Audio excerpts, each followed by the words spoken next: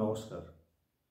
আমাদের এমন সৌভাগ্য হয়নি যে আমরা বিদ্যালয় বা স্কুল শিক্ষায় বা ছোটবেলা থেকে বেদ, উপনিষদ, শ্রীমদ্ ভগবদ গীতা বা ভারতের আরও অন্যান্য শাস্ত্র সম্পর্কে পরিচিত হতে পারি বা তার জ্ঞান পরম্পরার সাথে যুক্ত হতে পারি।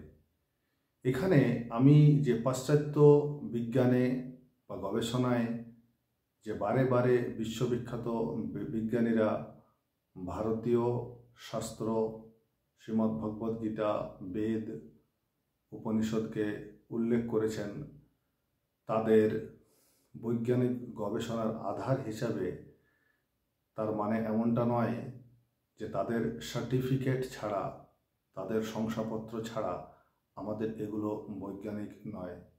না, পৃথিবীর একমাত্র ধর্ম হিন্দু ধর্ম, যার সাথে বিজ্ঞানের কোনোদিন কোনো বিরোধ হয়নি, হবেও না।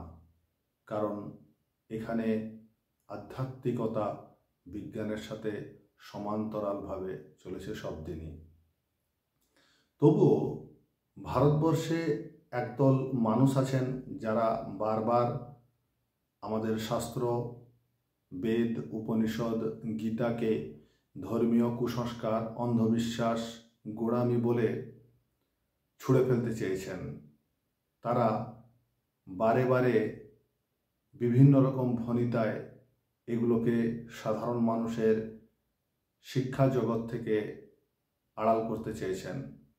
যখন বিশ্বের প্রবাদ প্রতিম গবেষক এবং বিজ্ঞানীরা এই সব গ্রন্থ থেকে তাদের উৎসাহ, নির্দেশ এবং এগুলোকে তাদের আধার বানিয়েছেন গবেষণার, তখন ভারতের একদল ব্যস্ত পুরো উল্টো কাজে।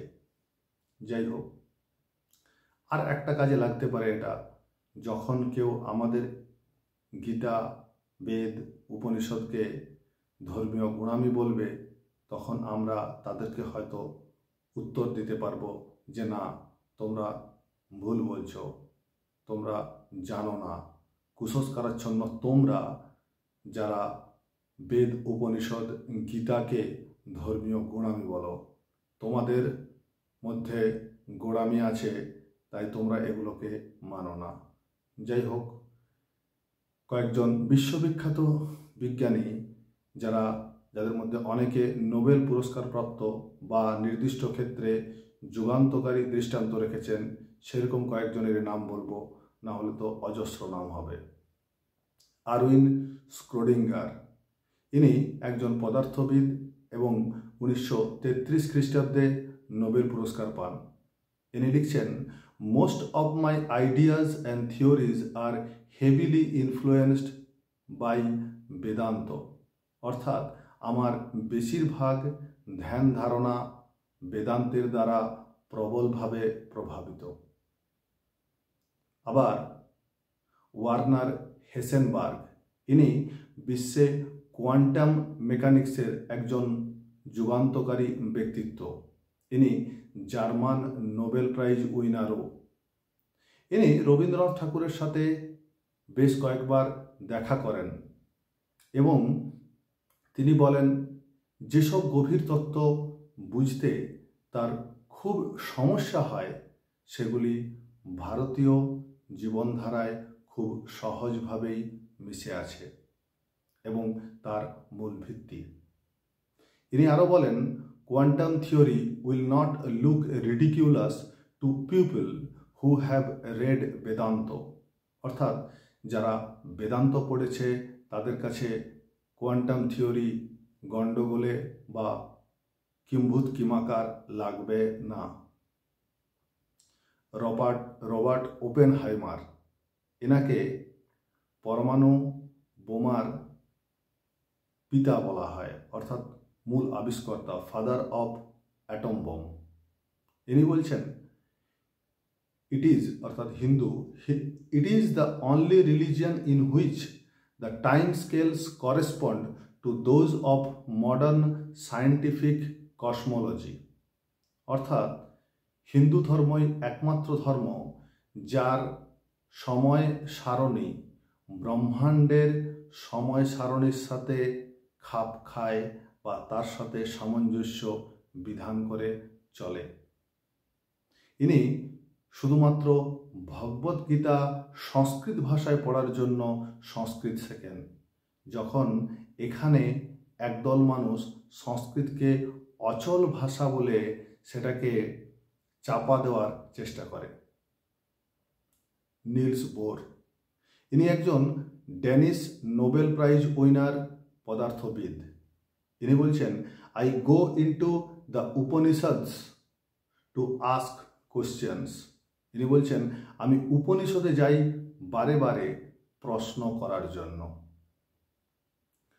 কার্ল সাগান, ইনি একজন American astronomer, cosmologist, astrophysicist, astrobiologist and philosopher. ইনি বলছেন, Hindu religion is the only one of the world's great faiths dedicated to the idea that the cosmos itself undergoes an immense, indeed innate, numbers of deaths and rebirths. Lord শিবার নটরাজ মূর্তিকে উল্লেখ করে এবং তার তত্ত্বকে নির্দেশ করে তিনি বলছেন, ভারত হলো একমাত্র, হিন্দু ধর্ম হলো একমাত্র ধর্ম যা এই বিশ্ব ব্রহ্মাণ্ডের বারবার সৃষ্টি এবং ধ্বংস হওয়ার তত্ত্বকে তুলে ধরে। আর কোনো ধর্মে একথা নেই। তিনি আরও বলেন, হিন্দু উৎসব ব্রহ্মাণ্ডের গভীর রহস্যের সাথে সামঞ্জস্য বিধান করে রচিত। এরপর সর্বশেষে বলবো অ্যালবার্ট আইনস্টাইনের কথা, যিনি লিখছেন, I have made the Bhagavad Gita the source of my inspiration and guide for the purpose of scientific investigation and formation of my theories. অর্থাৎ তিনি বলছেন, শ্রীমদ্ ভগবদ গীতাকে তিনি তার উৎসাহের সূত্র হিসাবে এবং তার জীবনের নির্দেশ পাওয়ার জন্য তিনি গীতাকে ব্যবহার করতেন এবং তার সমস্ত বৈজ্ঞানিক আবিষ্কারের এবং তার থিওরির বা তার গবেষণার একটা ভিত্তি হল শ্রীমদ্ ভগবদ গীতা। এখানে এ পর্যন্ত আরও কিছু তথ্য পরে দেওয়ার চেষ্টা করব। ধন্যবাদ।